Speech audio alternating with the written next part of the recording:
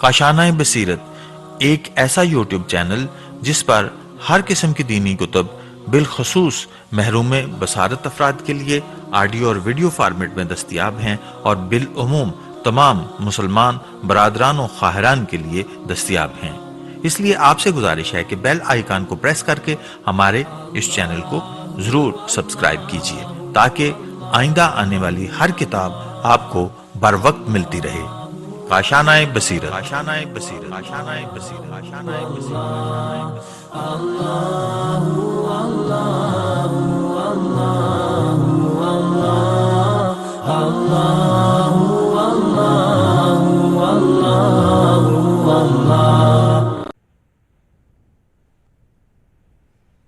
छह तकरीरें विलायत के मौजू पर। तहरीर आयतुल्लाह सैयद अली खामनाई। तर्जुमा सैयद सईद हैदर जैदी। यक्के अजमत बुआत, Darul Saqlain, post box number 2133, Karachi 74600, Pakistan. अर्ज़ नाशिर।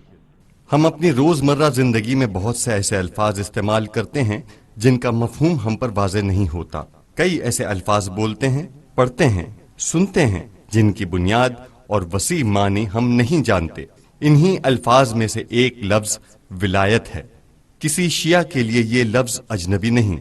हमारी मजहबी तकारीर, कुतुब और दुआओं में ये लफ्ज़ कसरत से इस्तेमाल हुआ और होता है, लेकिन लोगों की अक्सरियत इसके मानी से आशना नहीं, इसके सही और वसी मफहूम से लाबल्द है।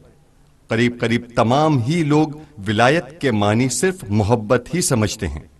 ईरान के इस्लामी इनकलाब और विलायत फ़कीह की असास पर वहाँ हुकूमत की तश्कील के बाद हमारे मुआशरे में विलायत फ़कीह आम हुई, लेकिन क्योंकि हमारे यहाँ इस नज़रिए की तफहीम और तशरीह पर खातिर खा काम नहीं हुआ, जिसकी वजह से विलायत के सियासी, मुआशरती और इज्तमाई पहलू पोशीदा रहे और विलायत से वाबस्तगी महज वली फ़कीह से इजहार अक़ीदत तक महदूद रह गई। विलायत एक इंतहाई वसीह मफहूम की हामिल इस्तिलाह है जिसके मानी हुकूमत, सरपरस्ती, बंधन, ताल्लुक, अत्साल, दो चीजों का एक दूसरे में बल खाए हुए होना और एक दूसरे से विलायत रखने वाले अफराद का सीसा पिलाई दीवार की मानंद बाहम पैवस्त और जुड़ा हुआ होना है।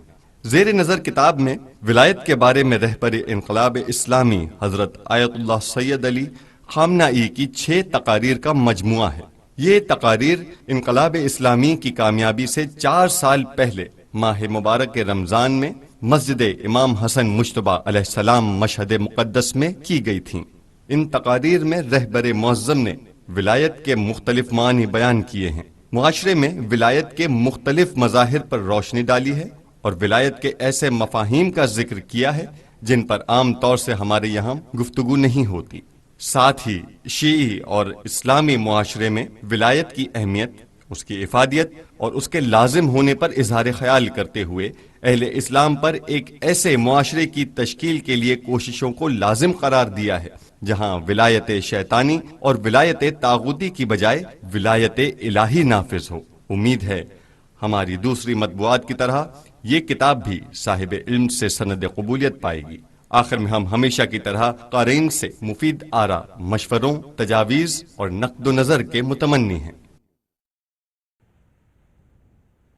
पहली तकरीर, विलायत का बुनियादी मफहूम। हमारी गुफ्तगू विलायत के मौजू पर है। हम विलायत के मौजू को जिस तरह कुरान मजीद से अखज़ करते हैं उस तरह इसे बहुत ही कम बयान किया जाता है। अलबत्ता एक शिया की समातें विलायत के लफ्ज़ से खूब अच्छी तरह मानूस हैं। हमारी दुआओं, खुदावंद आलम से हमारी मुनाजातों, हमारी रिवायात और हमारे यहाँ राइज और अमूमी अफकार में विलायत का मौजू इंतहाई तक़द्दुस और एहतराम के साथ मौजूद है। हम एक शिया के तौर पर अपने आप को हमेशा हामिल विलायत समझते हैं और दुआ करते हैं कि खुदा हमें विलायत पर कायम रखे और हमारी मौत विलायत पर रहते हुए वाक़े हो। हम विलायत के बुनियादी मफहूम के बारे में गुफ्तगू करना चाहते हैं। इस गुफ्तगू में हम यकीनन अली इब्न अबी तालिब अलैहिस्सलाम की विलायत पर भी पहुंचेंगे, लेकिन फिलहाल हमारी गुफ्तगू उससे पहले के मराहिल के बारे में है। हम चाहते हैं कि विलायत का मफहूम قرآن مجید کی آیات کریمہ سے اخذ کریں تاکہ آپ دیکھیں کہ ولایت کا اصول کس قدر وسیع اور دلکش اصول ہے، اور کسی طرح اگر ایک قوم، ایک گروہ، ایک عقیدے کے پیروکار افراد ولایت کے حامل نہ ہوں تو افراتفری اور انتشار کا شکار ہو جائیں گے۔ اس گفتگو کی روشنی میں یہ بات بھی آپ کے سامنے آ جائے گی اور آپ اسے اچھی طرح سمجھ لیں گے کہ کیوں ولایت نہ رکھنے والے شخص کی نماز نماز نہیں ہوتی، روزہ روزہ نہیں ہوتا اور عبادات عبادات نہیں ہوتی۔ اس گفتگو سے یہ بات بھی بخوبی سمجھ میں آ سکتی ہے کہ ایک ایسا معاشرہ اور ایک ایسی قوم جو ولایت نہیں رکھتی، اگر وہ اپنی تمام عمر نماز روزے میں گزار دے اور اپنے تمام اموال کو صدقہ کر دے، تب بھی لطف خدا کے لائق نہیں ہوتی۔ خلاصہ یہ ہے کہ اس بحث کی روشنی میں ولایت کے بارے میں موجود احادیث کے معنی سمجھے جا سکتے ہیں۔ انہی میں سے یہ معروف حدیث بھی ہے جس کے بعض جملات اور کلمات کو ہم بارہا دہرایا کرتے ہیں۔ ترجمہ: اگر کوئی انسان رات بھر قیام کی حالت میں گزارے، صرف ماہ رمضان ہی میں نہیں بلکہ پوری عمر سارے سال روزے رکھے، اپنا تمام مال و اسباب راہ خدا میں صدقہ کر دے اور پوری زندگی ہر سال حج پر حج کیے جائے، لیکن وہ خدا کے ولی کی ولایت سے آشنا نہ ہو تاکہ اس شناسائی کے بعد اس کی پیروی کرے اور اس کے نتیجے میں اس کے تمام اعمال خدا کے اس ولی کی رہنمائی کے تحت انجام پائیں، تو ایسے شخص نے جو کچھ انجام دیا ہے وہ فضول، بے ثمر اور ناکارہ ہے۔ حوالہ اصول کافی، باب دعائم الاسلام، حدیث پنجم۔ اگر آپ اس گفتگو پر خوب اچھی طرح غور کریں اور آیات قرآنی سے جو نتائج اخذ کیے جائیں ان پر خوب توجہ دیں تو یہ بات جان لیں گے کہ ولایت نبوت کا تسلسل ہے، نبوت سے جدا کوئی چیز نہیں، بلکہ دراصل نبوت کا ضمیمہ اور اختتامیہ ہے۔ اب ہم دیکھیں گے کہ اگر ولایت نہ ہو تو نبوت بھی ناقص رہ جائے گی، لہٰذا ضروری محسوس ہوتا ہے کہ ہم نبوت کے بارے میں ایک مختصر سی گفتگو کریں، اس کے کلیات بیان کریں تاکہ ضمنی گفتگو کرتے ہوئے بتدریج ولایت کے موضوع میں داخل ہوں۔ البتہ یہ بات بتا دینا بھی ضروری ہے کہ اس موضوع پر گفتگو کرنا انتہائی دشوار کام ہے اور اسے تفصیل کے ساتھ بیان کرنا اس سے بھی زیادہ کٹھن، کیونکہ ولایت کے موضوع پر عام افراد کے اذہان میں اس قدر کمزور، کھوکھلے اور غیر منطقی مسائل جگہ بنا چکے ہیں کہ جب آپ قرآن اور حدیث کے متن سے مطابقت رکھنے والی درست بات بیان کریں گے تو ان دو میں سے کوئی ایک صورت پیش آئے گی، یا تو یہ کہ جو باتیں آپ بیان کریں گے وہ لوگوں کے اذہان میں موجود باتوں سے گڈمڈ ہو جائیں گی، اور یا یہ کہ جو کچھ ولایت کے عنوان سے بیان کیا جائے گا لوگ اس سے بیگانگی محسوس کریں گے۔ لہٰذا یہ بحث انتہائی مشکل اور دشوار ہے، لیکن ہم خدا کے فضل سے توفیق طلب کرتے ہیں اور کوشش کرتے ہیں کہ اس گفتگو کو چند دنوں میں مکمل کر دیں انشاءاللہ۔ رسول اللہ صلی اللہ علیہ وآلہ وسلم کی آمد کا مقصد کیا تھا؟ پیغمبر انسانوں کو کمال تک پہنچانے کے لیے آئے ہیں، لوگوں کو اخلاق الہی سے مزین کرنے کے لیے آئے ہیں، مکارم اخلاق کو کامل کرنے اور اتمام تک پہنچانے کے لیے آئے ہیں، اور احادیث کے مضمون کے مطابق پیغمبر انسان سازی کے لیے آئے ہیں، انسان نامی اس خمیر کو سنوارنے اور اسے آراستہ و پیراستہ کرنے کے لیے آئے ہیں۔ اب دیکھنا یہ چاہیے کہ پیغمبر انسان سازی کے لیے کون سے راستے اختیار کرتے ہیں، کن ذرائع سے استفادہ کرتے ہیں اور کس طریقے سے انسان بناتے ہیں۔ کیا کوئی مدرسہ قائم کرتے ہیں؟ کیا کوئی فلسفی مکتب بناتے ہیں؟ صومعہ اور عبادت خانہ تعمیر کرتے ہیں؟ پیغمبر انسان بنانے کے لیے انسان سازی کا کارخانہ قائم کرتے ہیں۔ پیغمبر اس بات کو ترجیح دیتے ہیں کہ چاہے انہیں 10 سال 20 سال تاخیر سے کامیابی نصیب ہو، لیکن جو چیز وہ تیار کریں وہ ایک انسان، دو انسان نہ ہوں، بلکہ ان کی خواہش ہوتی ہے کہ انسان سازی کا ایسا کارخانہ قائم کریں جو خودکار انداز میں پیغمبر کی پسند کے انسان کامل تیار کرے۔ پس پیغمبر انسان بنانے کے لیے انسان سازی کے کارخانے سے کام لیتے ہیں، اور یہ کارخانہ اسلامی معاشرہ اور اسلامی نظام ہے۔ یہ وہ بنیادی نقطہ ہے جو ہماری گفتگو میں توجہ کا مرکز رہے گا۔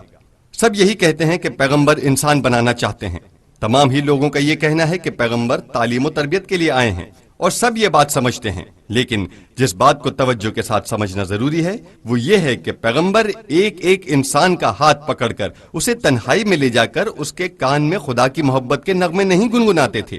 انبیاء نے ایسے علمی اور فلسفی مدارس بھی قائم نہیں کیے جن میں چند شاگردوں کی تربیت کی ہو اور انہیں لوگوں کی ہدایت و رہنمائی کے لیے گوشہ و کنارے عالم میں روانہ کیا ہو۔ پیغمبر کا کام ان امور سے زیادہ محکم، مضبوط اور گہرا ہے۔ وہ ایک ایسا کارخانہ قائم کرتے ہیں جو صرف انسان پیدا کرتا ہے، اور وہ کارخانہ اسلامی معاشرہ ہے۔ اسلامی معاشرہ کیا ہے اور اس کی ماہیت کیا ہے؟ البتہ یہ ایک علیحدہ بحث ہے جو ہماری اس گفتگو کا حصہ نہیں، لیکن اس مفہوم کی کچھ وضاحت کے لیے ہم اس پر مختصراً روشنی ڈالنا ضروری سمجھتے ہیں۔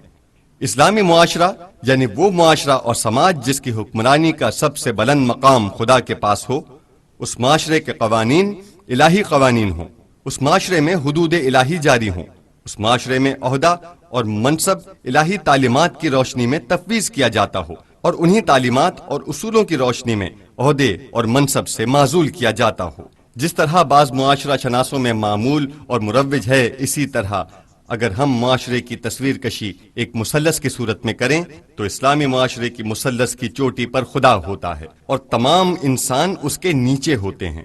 اس معاشرے کے ادارے دینی بنیاد پر قائم ہوتے ہیں۔ صلح اور جنگ کے قانون احکام الہی کی بنیاد پر بنائے جاتے ہیں۔ اجتماعی روابط، اقتصاد، حکومت، حقوق، تمام چیزوں کا تعین خدا کا دین کرتا ہے۔ دین الہی کی روشنی میں ان کا نفاذ ہوتا ہے اور ان تمام قوانین کی پشت پر خدا کا دین ہوتا ہے۔ اسے کہتے ہیں اسلامی معاشرہ۔ اسی طرح جیسے پیغمبر اسلام صلی اللہ علیہ وآلہ وسلم نے مدینہ تشریف آوری کے بعد وہاں ایک معاشرہ تشکیل دیا، اس معاشرے پر خدا کی حکمرانی تھی اور عملاً حکومت کا کنٹرول خدا کے نمائندے رسول اللہ کے ہاتھ میں تھا۔ آپ ہی قوانین اور احکام وضع کرتے اور ان کا اجرا کیا کرتے تھے۔ معاشرے کی ہدایت و رہبری اور اس کا نظم و نسق آن حضرت کے ذمہ تھا۔ ایک ایسے معاشرے میں جس کا سب کچھ خدا کے ہاتھ میں ہے، نماز جماعت، نماز کے بعد خطبہ اور میدان جنگ میں پڑھے جانے والے ترانے سب ایک ہی رنگ لیے ہوتے ہیں۔ اسی مسجد میں جہاں رسول اللہ نماز جماعت قائم کیا کرتے تھے، لوگوں سے خطاب کے لیے ممبر پر جایا کرتے تھے، درس دیتے اور تزکیہ و تعلیم کا کام انجام دیا کرتے تھے، وہیں جہاد کا پرچم لایا جاتا تھا۔ پیغمبر اسے باندھتے اور اسامہ بن زید یا کسی دوسرے مومن سے پیسہ لار کے سپرد کرتے اور فرماتے کہ جاؤ اللہ کا نام لے کر آگے بڑھو۔ اس موقع پر دشمن کی کامیابی کے حصول کے لیے ضروری ہدایات دیا کرتے تھے۔ اسی مسجد میں رسول اللہ خدا کا حکم جاری فرماتے تھے، اسی مسجد میں پیغمبر کی عدالت سچتی، اسی مسجد سے پیغمبر معاشرے کا نظم و نسق اور اقتصاد چلاتے، اسی مسجد میں زکوٰۃ جمع ہوتی اور یہیں سے تقسیم کی جاتی، اسی میں درس ہوتا، نماز ہوتی، دعا ہوتی اور جنگی ترانے ہوتے، مالی اور اقتصادی مسائل حل ہوتے۔ مختصر یہ کہ خانہ خدا میں دنیا اور آخرت کے امور ایک ساتھ پیغمبر کی رہنمائی میں انجام پاتے۔ یہ ہے اسلامی معاشرہ۔ انبیاء ایسے ہی معاشرے کے قیام کے لیے آئے ہیں۔ اس معاشرے میں رہنے والا ہر فرد انسان بن جاتا ہے۔ اگر انسان کامل نہ بھی بن سکے تب بھی مجبور ہوتا ہے کہ انسانوں کا طرز عمل اختیار کرے۔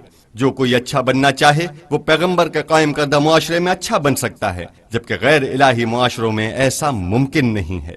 غیر اسلامی اور غیر الہی معاشروں میں انسان اچھا بننا چاہتے ہیں لیکن نہیں بن سکتے، دیندار بننا چاہتے ہیں لیکن نہیں بن سکتے، چاہتے ہیں کہ نہ سود دیں نہ سود لیں، لیکن آپ دیکھتے ہیں کہ وہ ایسا نہیں کر سکتے۔ ایسے معاشرے میں عورت چاہتی ہے کہ اسلام اس سے جس پاک دامنی کا تقاضا کرتا ہے وہ اس کی حفاظت کرے، لیکن ماحول اسے ایسا نہیں کرنے دیتا۔ اس معاشرے میں پائے جانے والے عوامل اور اسباب انسان کو خدا کی یاد سے دور کرتے ہیں۔ تصاویر، سنیما گھر، آزادانہ میل جول اور گفتگو، یہ سب باتیں انسان کو خدا سے دور کرتی ہیں اور انسان کے دل کو ذکر خدا سے بیگانہ کرتی ہیں۔ لیکن اسلامی معاشرے کا معاملہ اس کے برعکس ہوتا ہے۔ اسلامی معاشرے میں بازار، مسجد، حکومتی ادارے، دوست، رشتہ دار، گھرانے کا سربراہ، گھرانے کا جوان، سب کے سب انسان کو خدا کی یاد دلاتے ہیں، خدا کی طرف کھینچتے ہیں، خدا کے ساتھ ہم آہنگ کرتے ہیں، خدا کے ساتھ اس کا ربط و تعلق ایجاد کرتے ہیں، اسے خدا کا بندہ بناتے اور غیر خدا کی بندگی سے دور کرتے ہیں۔ اگر پیغمبر کے زمانے میں اسلامی معاشرہ 50 سال قائم رہتا اور انہی کی قیادت برسر پیکار ہوتی، یا پیغمبر کے بعد علی ابن ابی طالب وہی رہبر و رہنما جنہیں پیغمبر نے معین فرمایا تھا پیغمبر کے جانشین بنتے، تو یقین جانیے 50 سال بعد اس معاشرے میں کوئی منافق نہ رہتا، تمام افراد معاشرہ حقیقی مومن بن جاتے۔ اگر حکومت نبوی کے فوراً بعد حکومت علوی قائم ہو جاتی تو یہ انسان ساز معاشرہ لازمی طور پر تمام دھوکے بازوں کو پاک دل بنا دیتا، تمام منافق دلوں کو بھی مومن کر دیتا، وہ تمام افراد جن کی روح ایمان سے آشنا نہ تھی وہ بھی خدا اور ایمان سے آشنا ہو جاتے۔ اسلامی معاشرہ ان خصوصیات کا حامل ہوا کرتا ہے۔ انبیاء ایسا ہی معاشرہ قائم کرنے کے لیے آتے ہیں۔ جب یہ معاشرہ بن جاتا ہے تو جس طرح کارخانے سے بڑی مقدار میں پیداوار نکلتی ہے اسی طرح انسان سازی کے اس کارخانے سے لوگ گروہ در گروہ مسلمان بن کر نکلتے ہیں، ظاہری مسلمان بھی اور قلبی، واقعی اور باطنی مسلمان اور مومن بھی۔ پس پیغمبر اس کام کے لیے آتے ہیں۔ ہم نے عرض کیا تھا کہ ولایت کی گفتگو کو اس کی جڑ سے شروع کریں گے۔ ابتدا میں جب پیغمبر اسلامی فکر لے کر آتے ہیں اور ان کی دعوت شروع ہوتی ہے تو کیا وہ تنہا معاشرے کا نظم و نسق چلا سکتے ہیں؟ کیا معاشرے کو اداروں کی ضرورت نہیں ہوتی؟ کیا ان اداروں کو چلانے کے لیے کچھ لوگ درکار نہیں ہوتے؟ کیا اس معاشرے کے دفاع اور تحفظ اور اس کے دشمنوں کی سرکوبی کے لیے ایک فوج کی ضرورت نہیں ہوتی؟ کیا ایسے لوگوں کی ضرورت نہیں ہوتی جو پیغمبر کا ساتھ دیں اور ان کی دعوت کو عام کریں؟ یقیناً ایسے لوگوں کی ضرورت ہوتی ہے، اور یہ تمام کام معمول کے مطابق اسباب و وسائل کے ذریعے انجام پاتے ہیں۔ انبیاء اپنی زیادہ تر سرگرمیوں میں عام اور معمول کے مطابق اسباب و وسائل ہی سے کام لیتے تھے۔ پیغمبر اس لیے آتے ہیں تاکہ اپنا مطلوب معاشرہ تعمیر کریں، ایسا معاشرہ جو انسان سازی کا کارخانہ ہو۔ اس کام کے لیے ایک متحد اور یکسو گروہ کی ضرورت ہے جو دل کی گہرائیوں سے اس مکتب پر ایمان اور عقیدہ رکھتا ہو اور ثابت قدمی اور جوش و خروش کے ساتھ اس مقصد کی جانب گامزن ہو۔ پیغمبر ابتدائے کار ہی میں ایسے گروہ کی موجودگی ضروری سمجھتے ہیں، لہذا پیغمبر کا پہلا کام اس متحد اور باہم متفق گروہ کی فراہمی اور تیاری ہے۔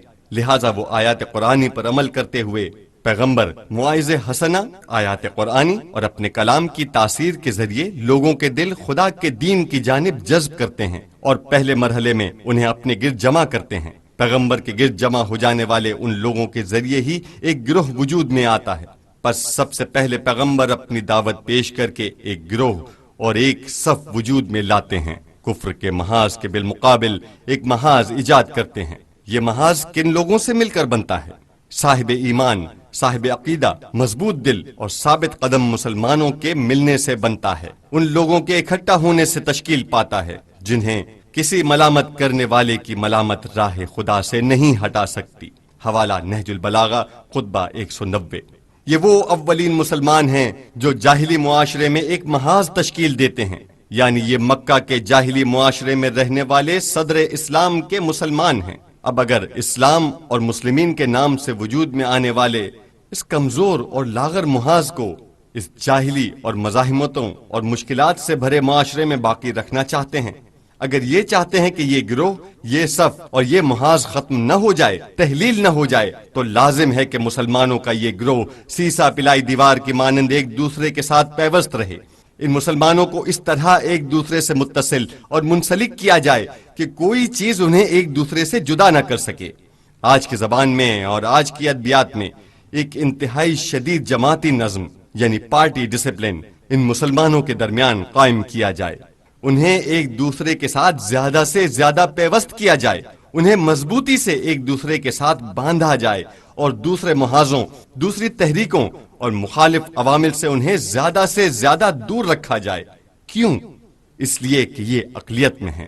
ایک ایسا گروہ جو اقلیت میں ہے، ممکن ہے اس کی فکر اکثریت کی فکر سے متاثر ہو جائے، ان کا عمل، ان کی حیثیت، ان کی شخصیت، ممکن ہے ان کی مخالف بقیہ اکثریت کی حیثیتوں، شخصیتوں اور اعمال میں گم یا نابود اور حل ہو کر ختم ہو جائے۔